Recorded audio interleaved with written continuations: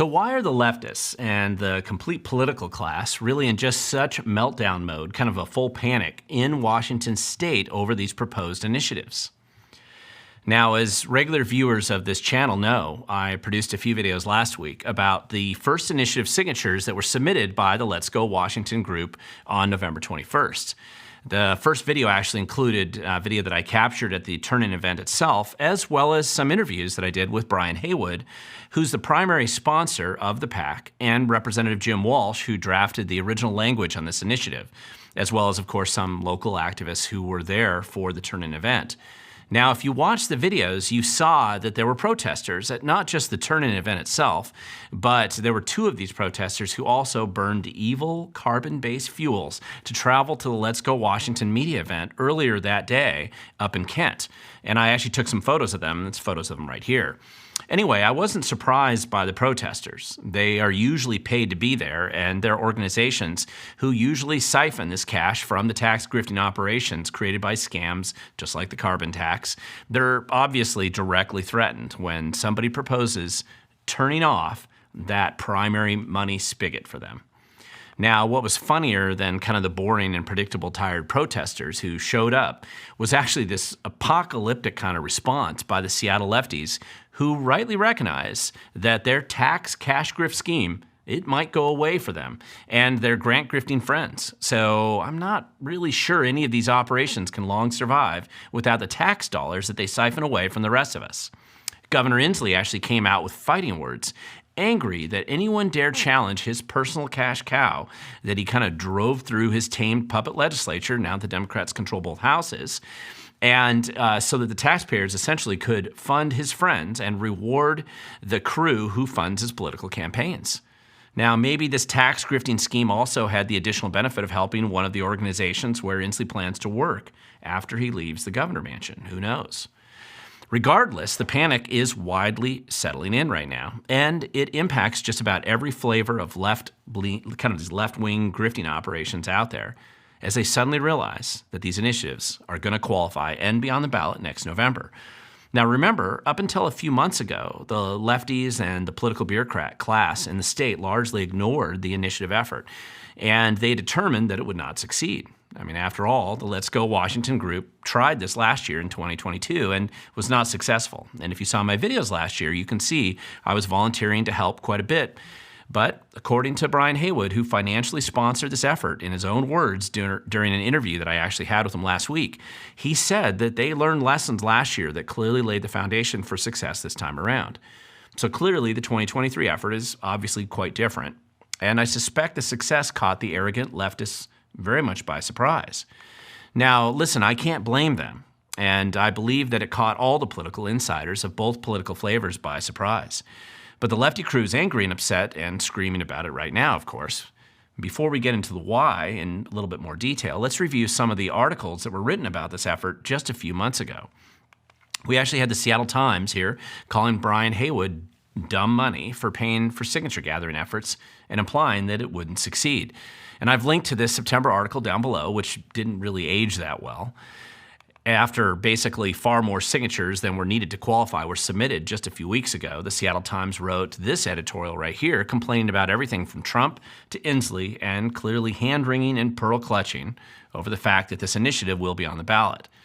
Now, obviously, they didn't want that, and the foundation for who to blame is already being laid right now. Now, when confronted by the legacy media about this recent initiative, I-2117, to repeal Inslee's heavily lobbied climate tax kickback scheme, Governor Inslee said, and this is a quote, "Not in our house. Washington State is not a climate denial place," unquote. Now, the obviously upset governor went back to his ribbon-cutting ceremony, steamed that anyone would dare cut off the taxpayer-funded grifting schemes he had orchestrated as he leaves the governor mansion next year. Now, it wasn't clear what Inslee meant by climate denial, but the governor has long denied the reality of math. It isn't just part of Chris Reichdel's education policy. Denying math has always been part of the governor's policy when it comes to his party's unshakable view that the people of Washington can be eternally shaken down by ever higher taxes so that Inslee can extract cash from poor people and then kick it over to his wealthy leftist friends and donors. Now, whether these groups deny climate science or math doesn't really matter as much as the fact that they certainly know the difference between getting free money or not. They're angry about the cash spigot getting turned off. Now, speaking about grifting operations, Fuse Washington, which is a leftist dark money PAC group, and it kind of operates here in the shadows of Washington State, and it's been largely funded by billionaire Nick Hanauer and his kind of fellow billionaire class in Washington, and they clearly have become the always predictable mouthpiece for lefties in the state who want to feed the taxpayer-funded grifting operations. Now, Fuse sent out a contribution plea letter to basically spread the word that they need even more cash to attack the people of Washington and make sure that gas prices stay as high as possible. Now, I've linked to this text message email down below, and you can see it here, by the way, but this message was also resent by most of the Democrat Party groups in the state and the indivisible organizations and really all these lefty crews in their typical kind of groupthink coordination. The funny thing, of course, is not just Fuse Washington's attack on Representative Jim Walsh, who is not just the guy who wrote and submitted the original draft of this initiative, but also who has recently become the elected state chair of the Republican Party.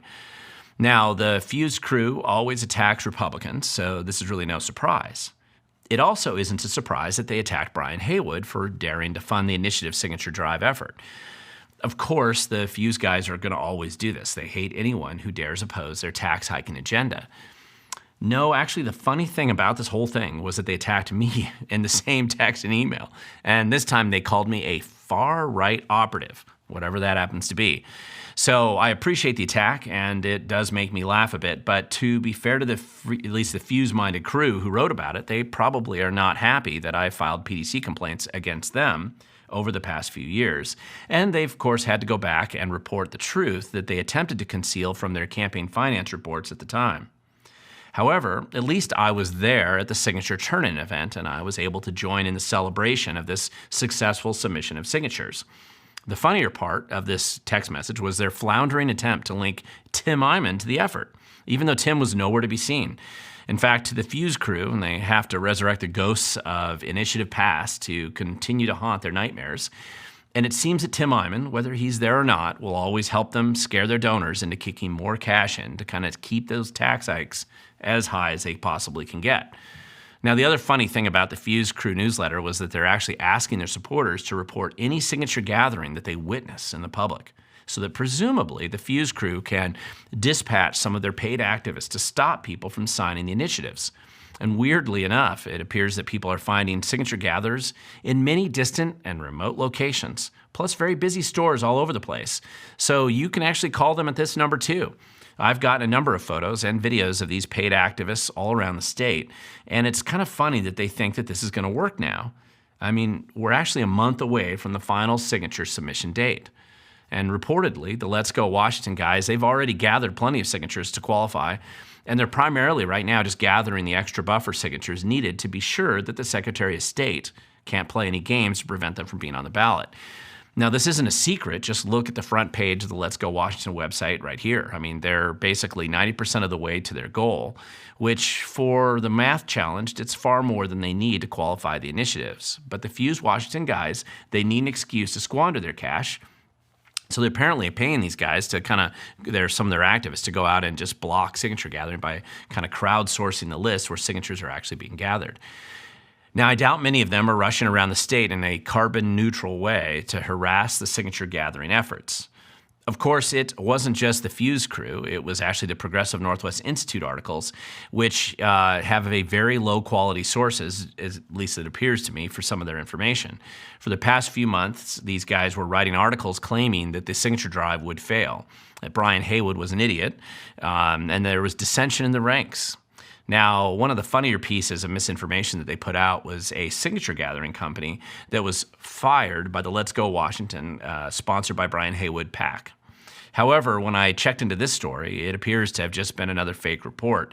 According to the Let's Go Washington folk, they had hired a paid signature group who actually did the job that they were hired for. They filled their contract, and Let's Go Washington appears to have been satisfied with their performance.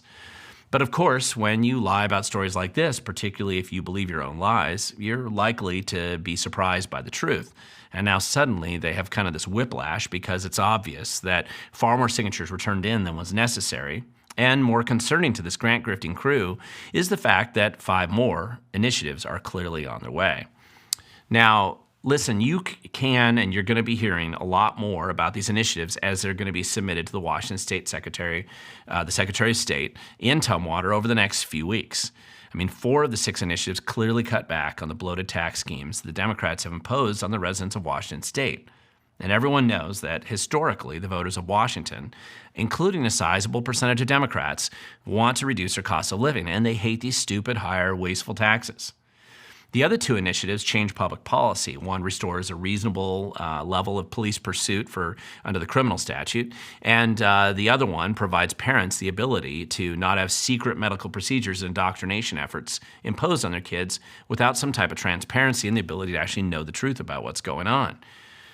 Now, the lefties in general, they're angry about anything that reduces taxes, and this is because their very existence requires a very bloated, wasteful administrative state where tax dollars can be used to fund their lavish and wasteful projects. The endless grants are not effectively monitored by anyone in our state, and these groups are able to siphon millions of dollars into their own pockets. Now, the leftist politicians know that some of this cash ends up getting recycled back to the politicians in the form of campaign contributions and political support. Everyone knows this. And this cycle repeats itself more predictably, actually, than rain that falls in the Pacific Northwest. Everyone knows. However, the leftist meltdown in this case is actually far more rabid and bitter than just losing some of their anticipated tax cash. They are well aware that they will be obligated now to fund a very expensive campaign to try to defeat these initiatives in 2024. And they don't like playing defense. And Republicans appear to enjoy playing defense, but the left clearly does not. And the leftists and Democrat Party know that basically funding a massive political campaign to try to defeat these initiatives has not been super successful, even in the recent past.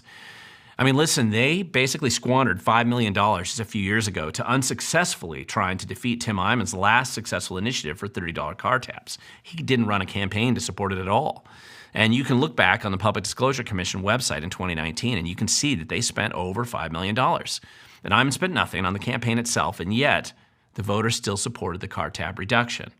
Now, I know, sure, you can argue that the combination of Attorney General Bob Ferguson's sabotage and a very corrupt court system prevented that initiative from becoming law. But things have now changed. And not in a good way if you're a grant-grifting, kind of tax-feeding leftist. I mean, this Let's Go Washington project is not just one activist in the state running around with colorful T-shirts. This current signature gathering effort happening before our eyes right now appears to be the largest successful conservative signature gathering effort, not just in Washington state history, but in any state's history that I can find. There isn't just one initiative that will be on the ballot next November, but it looks like, in fact, there's going to be at least 6, and the left hate every single one of them. So keep in mind, it appears to me that Brian Heywood and the Let's Go Washington crew appear to be on track to basically successfully completing this submission of all 6 initiatives for less than the price that was quoted by a well-known Republican consultant for just one initiative just a few years ago. So it's obvious that if Brian Heywood continues to use his business background and experience to make this an efficient operation and one that can be repeated time and time again, this represents a serious existential threat to a lot of multi-billion-dollar grant grifting operations being planned by the left right now. I mean, just look at the carbon tax scheme right now. I mean, money's falling from heaven. It's already extracted $1.5 billion just this year alone. And the capital gains tax collected probably another $800 billion or so. And every penny of these dollars have already been wasted. The leftists are like drunken trust fund kids running around with no-limit credit cards. The last thing they want is to have the voters of Washington state tell them no. And I mean, how dare we shut off their cash drain? So, of course, moving forward, I would expect a lot more drama, expect a lot of threats, lawsuits, games, and just more meltdowns by the left. I mean, just remember, this is personal and existential for many of them right now. And they will do anything, literally anything, to keep your cash flowing into their pockets. But in the meantime, if you really want to annoy the left, go ahead and sign the signature sheets. I mean, if you haven't done that yet, go ahead and be part of the solution and annoy the whole political grifter class out there. Enjoy the signature submission events. There should be maybe as many as 5 more this year alone. And expect each one to generate resigned and kind of hyper anger by the lefties, and make sure AG Bob Ferguson and Governor Inslee basically make them annoyed that their schemes are not proceeding as they had planned. Help be part of the process and not just somebody standing on the sidelines wishing that somebody else would come and help save you. We have to help ourselves by engaging in this process ourselves. I mean, this is the only way to change the future. We need to engage. All of us, not just me and not just Let's Go Washington and Brian Heywood, you and I and our neighbors and our friends. Because in the end, the future belongs to those who show up.